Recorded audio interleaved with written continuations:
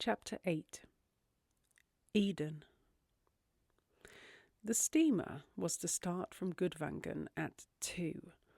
Wareham already felt as if he had offered up so much to duty that he might expect reward.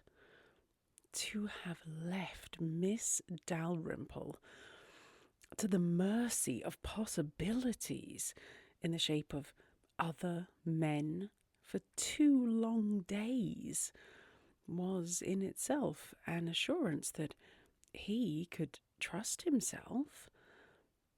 And if that was so, the reasons for avoiding her became ludicrously small, almost, indeed, offensive.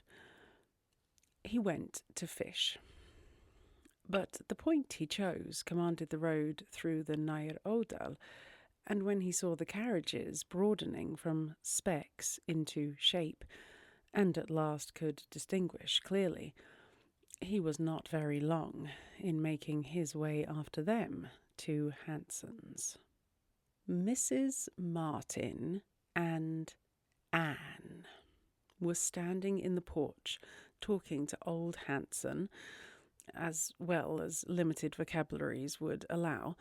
Wareham was welcome as an interpreter to 3 of the party.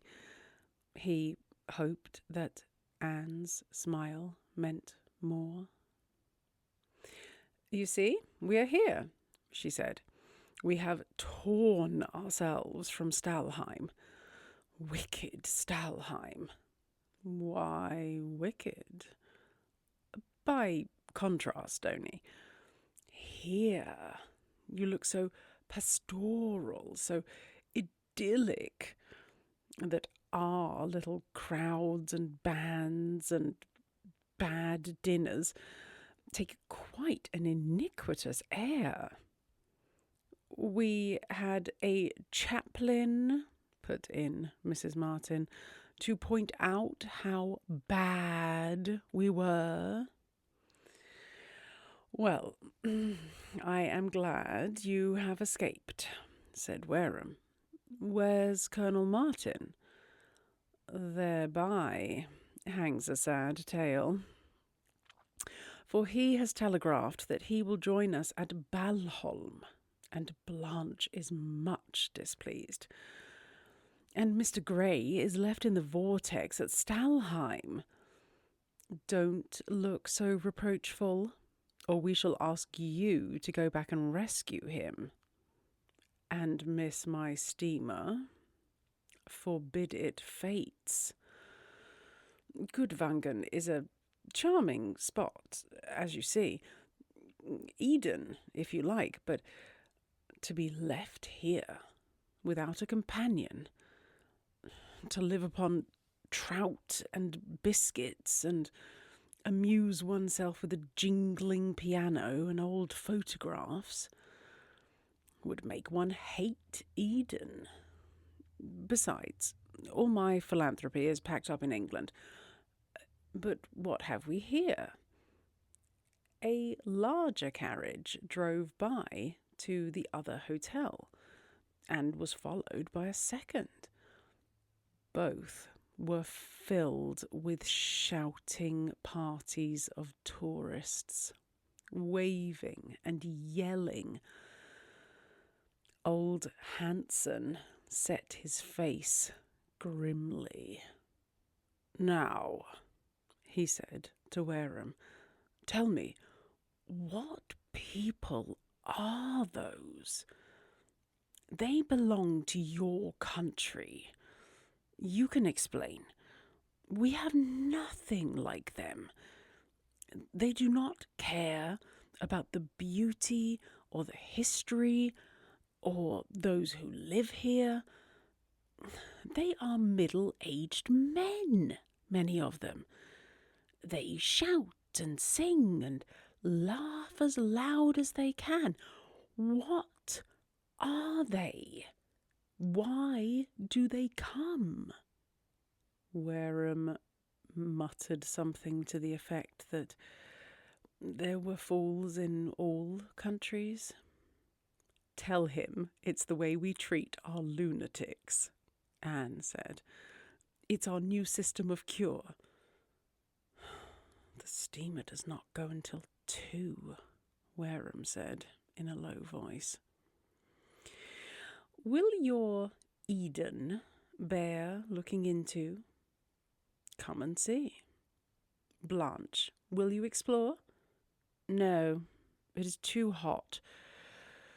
I hear there is a shop with rather nice furs, and I haven't seen one for a week. Mind you two aren't late. Late, when it isn't 12:30. But I can't sit on the steamer with those lunatics a moment longer than is necessary. And Mr. Wareham's inn may be delightfully primitive, but I have never set myself up as a specimen of primitive woman, and I prefer Eden without its inn.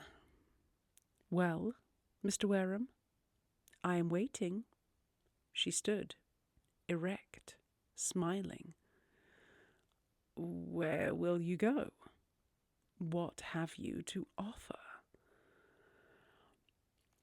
A path by the fjord, where you will find Mrs. and Miss Ravenhill sketching, and the road by which you have just come. You don't perplex one with the amount of choice. We will go back. Stalheim, wicked Stalheim, attracts me, I own. They were walking along the road. Whenever he could, Wareham glanced at her, admiring the easy poise of her figure, her light, strong step. Aren't you contented with having brought down a part of the world you admire? They don't harmonise with Eden, to tell the truth, said Anne, laughing. I'm not sure that any of us do. But I grant you all that you demand as to its charms. Look at the soft shadows on the hills. I can fancy it a very refreshing little place for a day, perhaps 2, doubtfully. If one was sure, absolutely sure, of getting away the day after. Is that all you could give to Eden? Alas. Alas. Rather to his surprise, Anne was grave. But when one has lived always in Vanity Fair, do you not feel with me? Something else will be provided for us poor things. Something more in accord with our heritage of ages. She gave him a look in which he read what she did not say. And they walked on silently, making their way at last to the brink of the river. The clear water rushed noisily past them. A chatterer, Wareham declared. Pleasant chatter, don't you think? If you are sure we have time, we might sit down here a little while, and perhaps grow cool. Plenty of time, he said, consulting his watch. If we are back by 1:45, we shall do very well, for all your things will have gone on board. Anne was already perched on a stone. I throw responsibility on you. I have come here to enjoy myself, not to fidget. What shall we do to secure your object? Oh, she cried impatiently. Don't talk about it. If it isn't spontaneous, it is failure. Then I mayn't even ask whether you prefer silence or ask nothing. Tell me, if you like, what you did yesterday. Walked. Here? No. By that other path which you rejected. To a village called Backe. Were you alone? Oh, no, we all started together. Mrs. Ravenhill fell upon a sketch, and her daughter and I went further and returned to her. There, you have it all. Miss Dalrymple scrutinized his face with a smile. There is something very attractive about her, she said, though she does not like me. I have never heard her say so. No, she would not. She is good. I can quite imagine her in Eden. She would make Adam very happy. Don't you think so? I believe she would make an excellent wife, said Wareham, keeping on open ground. Anne said no more. She asked questions as to how the salmon got up these rivers, and announced her intention of trying to catch one when next she went to Scotland. At last Wareham looked at his watch. There is time enough to take it as coolly as you like, he said, but perhaps we had better go back. Anne sprang up. I am ready. As we cannot stay, I believe I shall be sorry to leave Gudvangen. Wareham's heart throbbed. I shall never forget it, he said. Never. Why?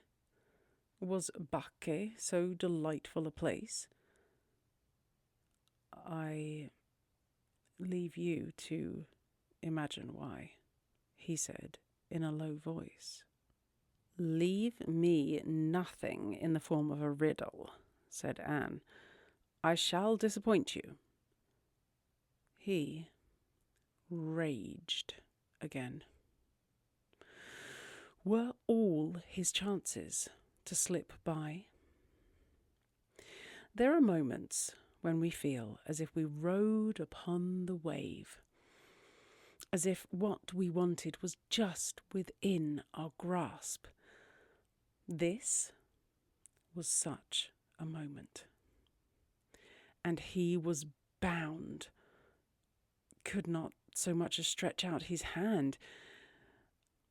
His heart, submitting sullenly, would say something. Miss Dalrymple, he began, is there absolutely no hope for Hugh? She paused for a moment. What right have you to ask? None, except he would have liked to have shot out that I want relief from a torment of doubt, but controlled himself to say, except knowing that he has not given you up. You should not use the present tense. I can answer for it that you have not seen him for 10 days. Doesn't that give time enough for a man to change? Wareham looked at her, his face hard. Yes, he said shortly. That is not the question. How long does a woman take? She made an impatient gesture. For pity's sake, when I came to Norway to escape Hugh Forbes. He was silent, suddenly conscious that he dared not probe farther. Womanlike, she glanced at him to read what she could in his face. But his eyes were on the ground. When he raised them, he stared before him at an empty fjord. He dragged out his watch. Impossible. It is not 1:30. What is the matter? Anne asked. The steamer. Am I dreaming, or has she gone? Certainly she is not there. Anne quickened her steps. Wareham's face was very grave. He dashed into the inn and hammered at old Hanson's door. Anne waited outside, reflecting on the situation. Wareham came slowly out at last, followed by the burly landlord. I am afraid it is too true, he said. I shall never forgive myself for implicitly trusting a Norwegian timetable. They left at 1:00. He looked at Hanson. Hanson looked at Anne. It was she who first spoke. When is the next boat? Tomorrow afternoon. Wareham hazarded the remark, if I were to take you back to Stalheim? There is sure to be someone you could join. I hate to be baffled, said Anne, and you may have forgotten that all I have in the world here has gone on the steamer? Heavens, yes, said Wareham, struck with this fresh complication. He looked so shocked that Anne, in self-defence, began to laugh. Did no one miss us? This is humiliating. It appeared that Mrs. Ravenhill inquired and was told they intended to go on board without returning to the inn. Mrs. Martin stayed in a shop until the last moment and had barely time to scramble on board. It was quite natural that she should suppose the others had been before her. So, we have no one to blame but ourselves, said Anne. But me, corrected Wareham. You disclaimed responsibility from the first. Oh, we will share. It is less dull to hold together. And what does the landlord suggest? We can't be the first castaways. He says that the last victims took a boat and were rowed to Ulvik. But Balholm is a good deal further, Wareham said after consultation. Anne decided promptly. Very well, please get a boat. You venture? Why not? What else can be done?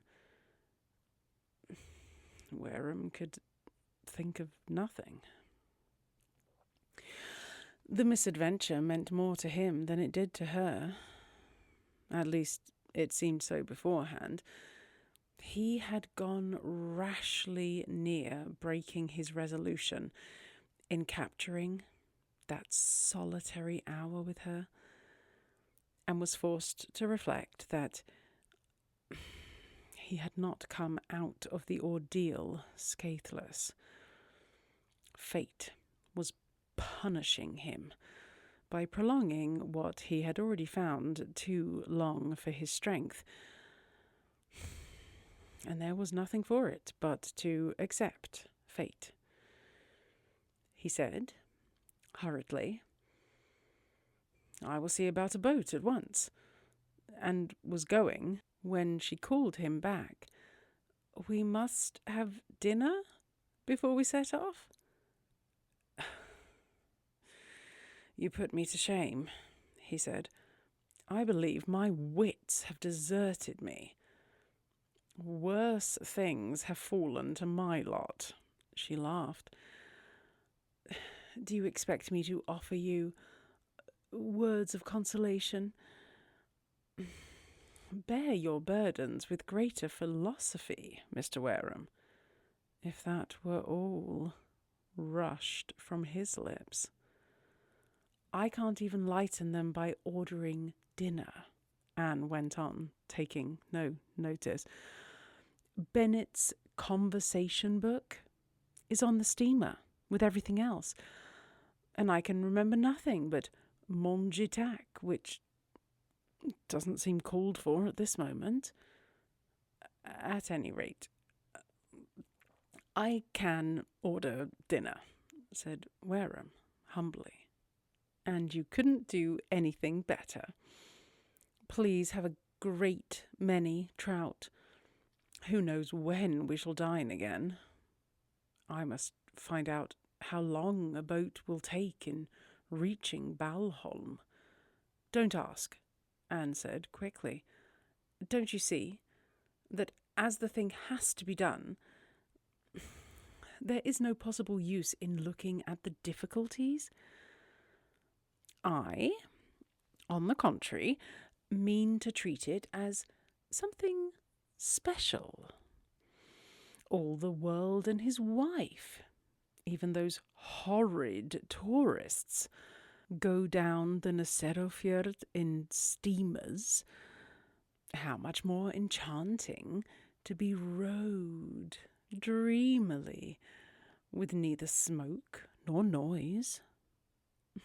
Pray, don't be so dismal about it. Do you know that you are paying me the worst of compliments? Endure your fate bravely, and order the trout."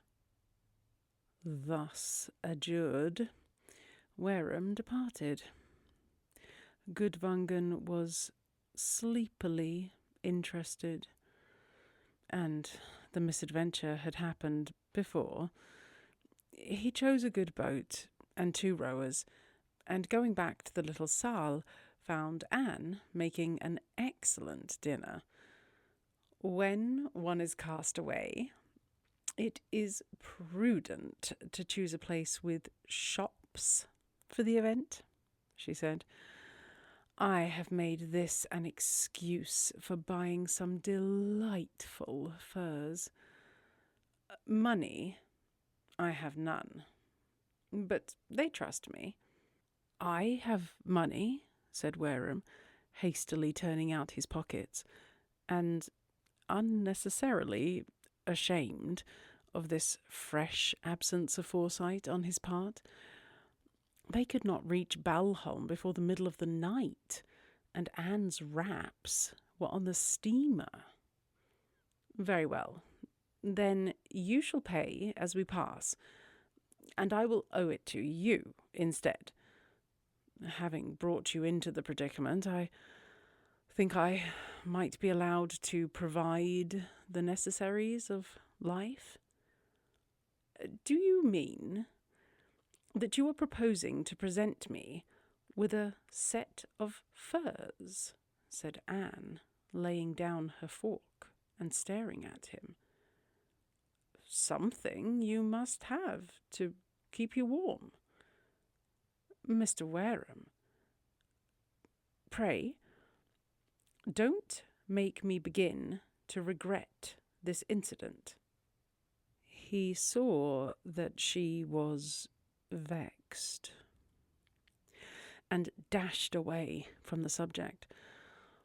"Poor old Hanson was mortally afraid we should want him to telephone something or other. I believe the telephone is sending him off his head.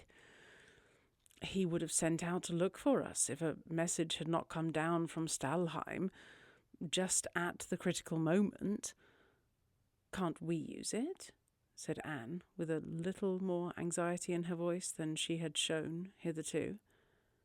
"Only backwards to Stalheim, and then, I imagine, telegraph to Voss. That would not help us. No. No. We are doing the only sensible thing. The trout are excellent, and I encourage hunger. We will take some food with us, and tea. I insist upon tea.